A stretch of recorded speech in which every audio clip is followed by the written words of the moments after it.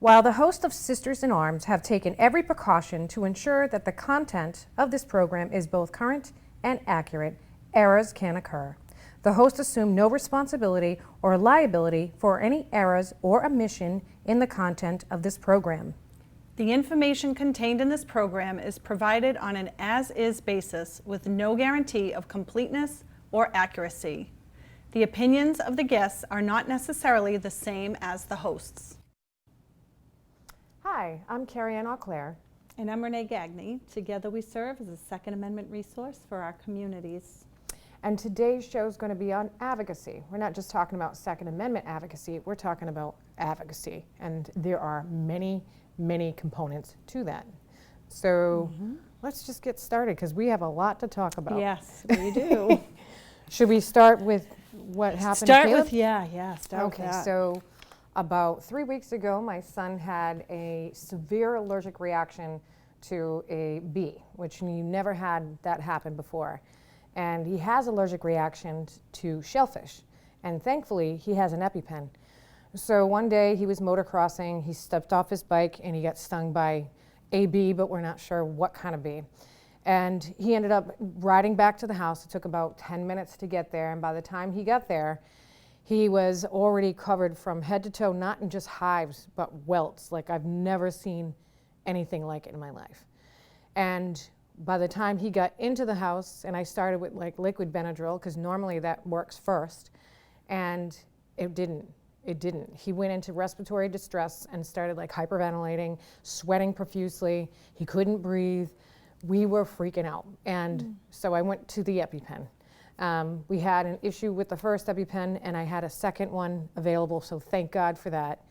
We gave it to him. The police department, my little old town that I live in, it only took 3 minutes. So kudos to Berkeley Police Station for definitely stepping forward with that, because they're awesome. And they were really great. When they got there, they calmed him down. I tried to calm him down.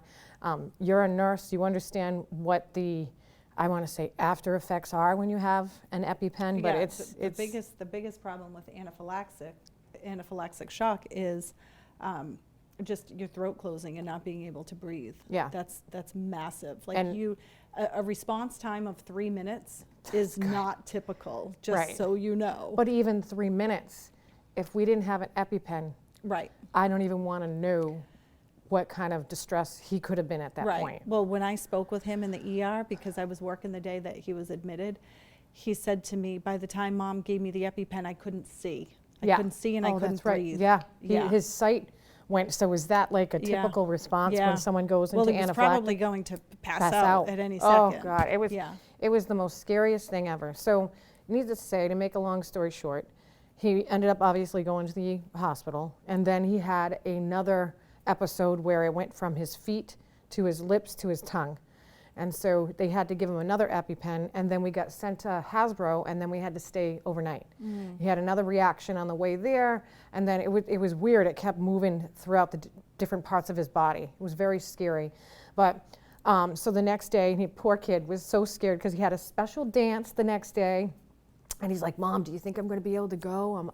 Do you think I'm going to be all right? I'm like, if we can get this under control, I'm sure you're going to be fine, buddy. You might have like some, rashes or itches or whatever, but I'm sure you'll be fine. So I got a phone call from the school in the middle of the day the next day, and they said, oh, well, he hasn't been in school, so because he's not in school, he can't go to the dance. I said, well, he had a severe medical emergency. Right, he was admitted into the hospital. He was admitted to the hospital. I said, I said, this is not like he was out sick with the flu or getting his nails and hair done or something. Right. And so by the time I got home, the poor kid was in tears because he didn't get a call from anybody from the school to verify whether or not he could go or couldn't go. I ended up having to call the school, and they said no. So I know it's just a dance, but the point being is that I think as a mom, and as a mom that, like us, we advocate for so many things all the time. We advocate for our women's shooting chapter, the DC Project, the Second Amendment. We advocate all the time for so many other things that we don't even realize that we advocate for everything else, like especially as a mom. We Right. advocate for our kids. And so I felt that I sent an email to the school, and I know there was a situation in 2016. Well, they told you that they had a policy. Yeah, they had a policy, Don't- and you're- that don't was skip that part, don't 'cause skip that's that part. the meat. Important. Yeah. And the policy was just, that's it. End If of you don't story. go to school the day of the event, you can't go. Yep. You can't go to the event. Right. Period. And End of story. Period, end of story. No carve-outs for anything. No like- carve-outs, Like, no compassion, no understanding, nothing. However, we did find out after the fact that there was a young lady in 2016 who had a very severe medical issue, blood clot. blood clot, Admitted. blood clot, admitted in the hospital. In her brain. In her brain, released. She was able to sign a waiver 2016 and go to the prom. So I had brought that up in an email, and unfortunately the principal at that time, or that principal right now, wasn't a principal in 2016, and she assured me from that point on that the policy has been followed and that I requested a meeting, and basically they said that we feel as though that a meeting is not necessary because we're not changing the policy. I did send them an email back, again, because I feel as though that they need to evaluate the policy for kiddos that have life-threatening situations. What if it was asthma attack? He's got a severe allergic reaction to things. I can't promise that's not going to happen during a day that he has his prom, Right. or some Right. major event that means something to him. Right. And I know it is a dance in the the grand scheme of things. That's not the point. It's the point that the school needs to really reevaluate their policies so they can be supportive and compassionate for these students to have a safe environment and feel like they are supported Right. and not punished. Right. And I think Right. Well, I look at this policy like I look at 2A policies, Yeah, right? These policies exactly. are written because criminals and bad guys do stupid things, right? So they write these policies in hopes that people are going to follow these policies and keep everybody safe, right? Right. Except the problem is when you are a rule breaker, you're not going to follow the policy. So the only person that gets slammed with this policy is the good guy. Yep. And in Caleb's case, he was stung by a bee and had an anaphylactic shock. Yeah, There's it no wasn't- way. It wasn't like he was it was sick. a rash that, Right. oh, look, a rash. No. Right. welts. So Not policies breathing. like this are great because it keeps kids from skipping school, because that's really, let's play the devil's advocate. That's really why this policy was probably because written. they probably took Because- the time off to get their nails Right. done, get the hair done. They called get a 134 dress. kids that day, Yeah. right? 134 kids that day when Caleb was also absent from the school the day of the event. So 134 kids. So this is a problem. This is problematic. This is not some little issue. Right. And it's like that in schools across the board. Ever since COVID hit and kids were home learning, school has never been the same for these kids. No. So they're trying to implement policies and they're trying to be steadfast with them, and I get that. I but do get it. I do feel that there should be carve-outs for situations like this. Right. And it really is awful because no one called me. And Right. poor Caleb was in the shower getting ready for a dance, all excited at the same time, went through hell and back with what happened. And I even talked to the vice principal, and the vice principal said, well, it sounds to me like he's not well enough to come.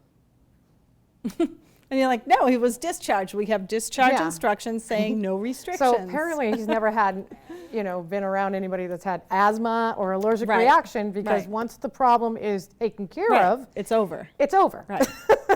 Right. Exactly. But so I am not done. I sent another email requesting a meeting. I sent it to the superintendent, the vice principal, the principal, and I think the nurses station as well, because I really think that, it's unfortunate because I think that the media does the same thing to us as gun owners because they demonize guns. So we're automatically in that category of, why do you have a gun? It's bad, it's evil, and we're not the bad guys. And then there's so many bad things going on in the world, and unfortunately bad people are doing bad things with guns. We get punished because now they want to put all these extra policies and rules and regulations on us. Right, that the criminals aren't going to follow anyway. Thank you. Right. So it seems like this, even though it's not 2A related, it's the same thing. Oh, absolutely. I'm an operating room nurse, and I mean, we're constantly looking at policies to better safeguard our patients. Right. Right. There was a point in my nursing career that I was on a committee to look at policies, to review them, make them better.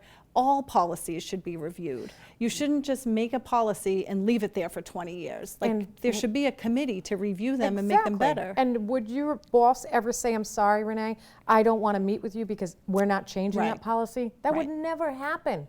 Right. Because they would want to sit down and talk to you. Okay, well, let's hear your side. Right.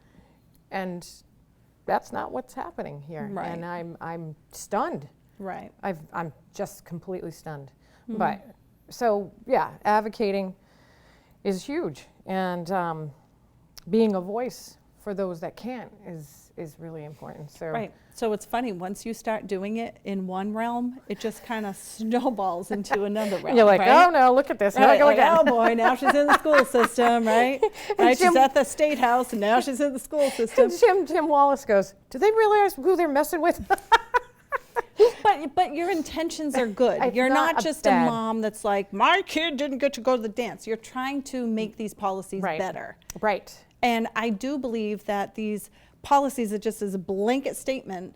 There has to be some sort of exception for certain things. You can't just make something black and white like that without, it's just not right. It's not Right. fair, it's not right. No, I agree with you. But so that's what's going on with me. And we did we talk about going to DC? How we went to DC a couple weeks ago in October? I don't know if we did. I think we did. Yep. I don't know. It's all a blur to me. But we These went days it there and just- advocated for our Second Amendment. Right. We had an interesting conversation with a couple women in the elevator. That was Yeah. interesting. They were there advocating for breast cancer. Yeah, I So- mean, advocating, it goes, you're planting seeds everywhere you go, Yep. right? We're just planting little seeds. We're having conversations. It's not really about trying to change people's minds. It's just trying to educate people, Right. right? Yeah. And I never have a conversation with the intent to change someone's mind. It's to enlighten them and educate them. right, because if they're educated on something, then maybe they'll realize, oh, I Right. never thought of that. This policy will not work for those kiddos. Right. Okay, When so you're- let's talk about it. Right. When Right. you're getting your education from the media, you're doomed. You're doomed. Yep. You're absolutely doomed. These are not experts in any field except for reporting a topic, and usually there's a narrative there, and they're just kind of doing one side. It's not. It is, and then I think this is what made me so mad. It was just Yeah. one-sided. That was it, one-sided, done, end of story. Bye, thanks for your email. Glad Right. Caleb's okay. Right. What? Right. So there's a sense of empowerment to be able to advocate for yourself and for policies. Oh, yeah. No matter where it is, in the Right. school, at work, wherever, Right. in your town. And I Yeah. think education is a big part of that. So Right. educating yourself to what you're advocating for.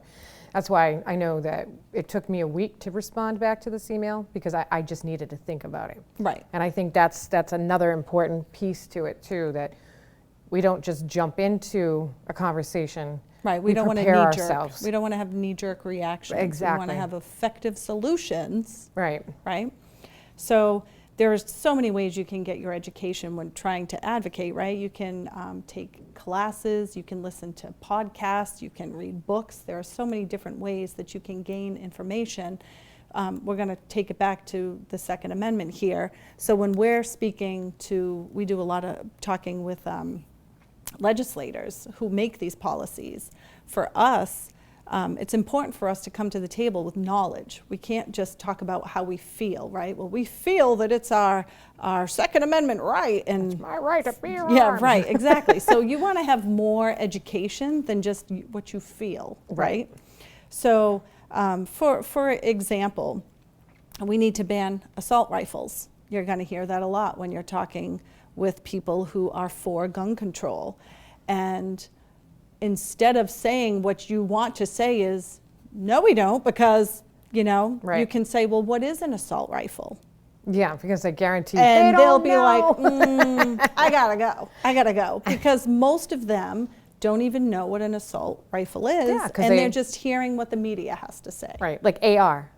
AR is the Right. perfect example. Exactly. And what does it stand for? Oh, assault rifle. Right, right, right. Which it doesn't. Another one is you can continue diving down that rabbit hole, right? AR-15s are a preferred weapon of criminals. That's what you're going to hear them say, and this is why they want to ban them.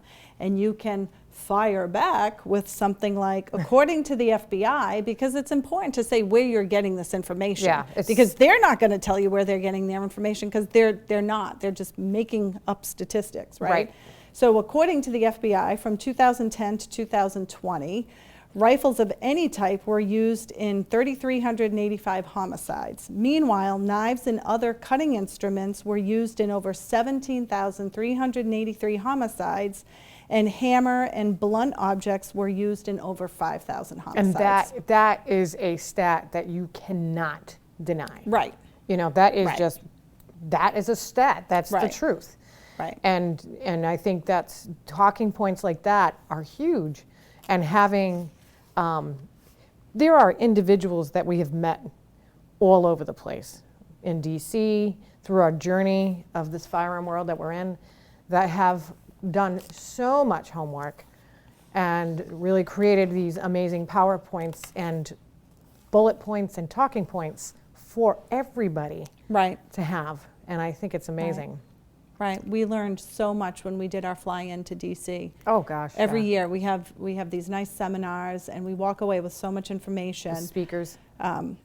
Defensive guns are used rarely to save a life. That's what someone will say to you that is for gun control. And if you don't have the stats memorized, you're going to have nothing. You're going to, just to say that's not true isn't enough, right? You have to have something to back it, and you have to have a source. If you're credible in what you say, you're going to be invited to more conversations. People are going to respect you more. So defensive gun uses are rare. If someone says that to you, you could totally respond with, according to the CDC and prevention, almost every major study on defensive gun use has found that Americans use their firearms defensively between 500,000 and 3 million times a year. Now, this is the CDC. The CDC that the other side, or everybody now, wants to put a lot of stock in. So if you're going to put your stock in to them for some things, then you should put your stock into them for everything. Yeah, right. I mean, the stats are huge. I mean, the stats don't, these are just tallied numbers that people have reported, right? So that's not rare. Defensive gun use is a rare. I wouldn't say 3 million times a year is a rare instance. No, not at all. So I love education. I love learning. I love getting tools. When I see a podcast that is very beneficial, I love to share it, books, everything. It's just, you can find Facebook website pages, groups that you can join. Yep, private groups, private pages, nonprofit this, nonprofit that. Some people just have, I mean, some people are so passionate about educating and creating an environment for anybody to pop on, because I'm sure whether you're a gun owner or not a gun owner, you're curious. Right. So if you have a place where you're sitting at home behind the TV, no one can see you, and you can pop on, you know, a podcast or a YouTube channel or show like ours, then you have a comfortable place to sit there and educate yourself without feeling like you're going to be judged, which, by the way, you're not, but some people may feel intimidated by that because maybe they work in an environment where there is a lot of individuals that are against guns completely. And if they come out and say, oh, guess what I learned, it might not be something that's well received. But I love having conversations with people that don't agree with me, because I want to try to understand their perspective, right? I mean, that's part of having a conversation, because I'm not here to debate, I'm here to educate. Right. So I'm not going to sit there and try to convince you that I'm right. I'm just going to show you what the data says. Usually it's state data. It's the state's own data. You have to agree with it because it's the state's own data. But it also gives us some more firing back, so to speak. Talking points are great. Because because I never thought of that. Right. You know, Joe, that's a very good point. I used to feel that way, but then I learned. Right. Then I found out. Right. You know, then you have this conversation. They're like, oh, you felt like that too? Yeah, I did. Yeah. But then I educated myself and realized that that's not true. Right. Well, ARs don't stand for that. It stands for Armalite. It's a modern day sporting rifle. It is. Yep. It's not even used for hunting in some states.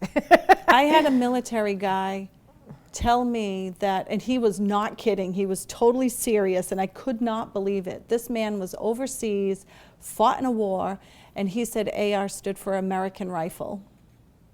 I said, like well, I mean, it's better than assault rifle, right? But I was like, oh, right? Like, there's just so much misinformation. And I love to educate people. So it was a great conversation, and he honestly was like, wow, And then I you didn't got know. other And I'm like, people, well, now then you got know. other people that don't want to hear the truth. Right. Well, there are people that will walk away as soon as you start talking and they find out that you actually have education. They don't even want to talk to you because they don't. They have Right. feelings that guns are scary. Right. And they kill. It's the largest source of kid killing in America, which is not true.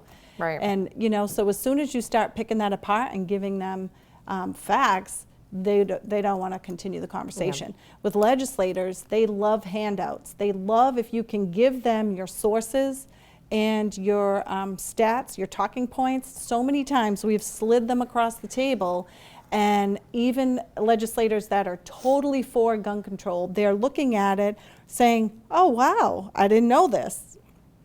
And it's awesome because that's all we want. We just want a seat at the table to be able to share the education that we have because it's valid. Right, and I think it also gives them an opportunity because, I'm sorry, but when you're in a meeting and you're there for half an hour, 45 minutes, 20 minutes, whatever it may be, you're not going to remember everything specifically in details. Right. And so they're going to leave the office, they're going to go back to the office, they're going to say, what did she say again? Right. But having that, that handout, that leave behind, which is what we call it, I think is very important too, because it's there in their face. Right, because you have to remember that a lot of these people that you're speaking with that are against guns, they don't understand anything about a gun. They don't even understand how a semi-automatic works. I've had a legislator tell me that the AR shoots the fastest and is the most deadliest rifle. Yeah, that was our last meeting. Right? So I'm like, okay, can we unpack how that's not true? Let's talk about the action of the gun that we have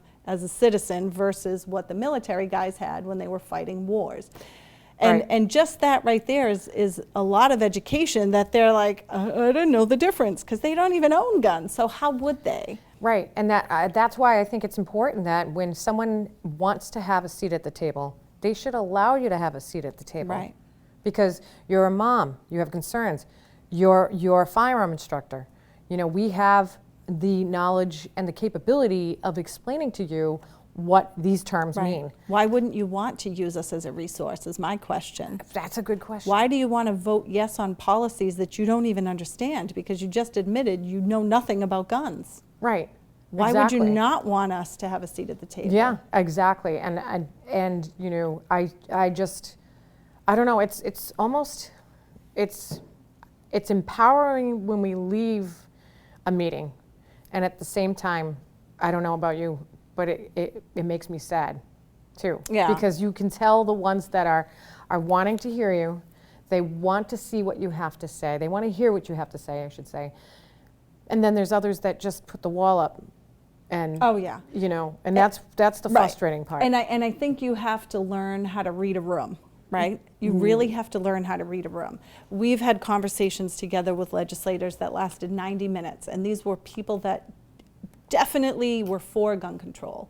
The fact that we kept these people at the table for 90 minutes and they continued to ask questions, I felt like that was like the biggest accomplishment of the year, right? And and I think that's a good point too, because, and I'm not trying to sound racist or sexist in any way, shape, or form, but I think when women gun owners have a seat at the table, we give a different perspective of what firearm ownership looks like. We are the mama bears trying to protect our children, our family. We are smaller. There's a lot more involved with two reasons why we have a firearm, and I think we soften things up. I think Shauna O'Connell made that comment a long time ago. We soften things up, and I love that statement because it's true.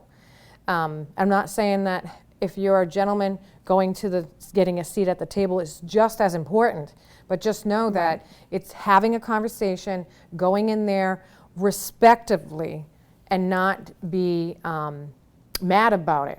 because it's, you're right, you know, you want to go Right. in there and sit down and have a nice conversation.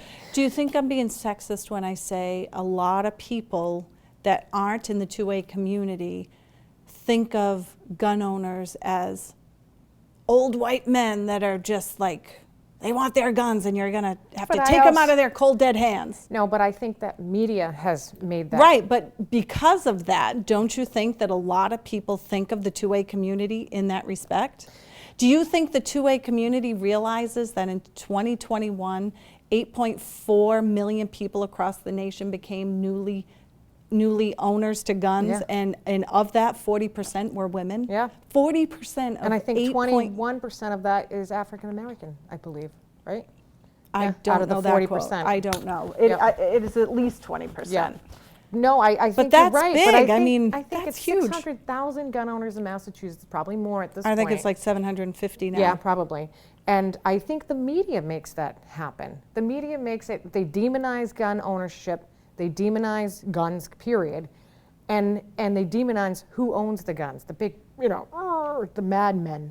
And, Yeah. and we're not. We're Right. not at all. The face of gun ownership has changed drastically in the last few years. It has. It has. And I think, you know, organizations like GOAL, Gun Owners Action League, I think has helped with that too. You know, having rallies, having a lot of conversation, and having, you know, people come on their show, the podcast that they have. And I think that makes a big difference too, because then the media and shows like this show what real, true gun ownership looks like. Right. And brings a face to it. I would encourage anyone who wants to have a conversation with us about guns to have it. Like, even if you believe that we shouldn't have guns as citizens and you should be a police officer or a military person to have a gun, if you truly believe that, come to the table and have a conversation. I would love to hear Right. it. I would love to hear it. And we were worried that we didn't have enough content in the show. I We're know, already 'cause done. we got 1 yap- minute. We're yappers. We yap a lot. So- I yapped so much I never even took a drink of my water. So if you want to contact us, sistersinarms2022@gmail.com. Stay safe, keep vigilant, and see you on the other side.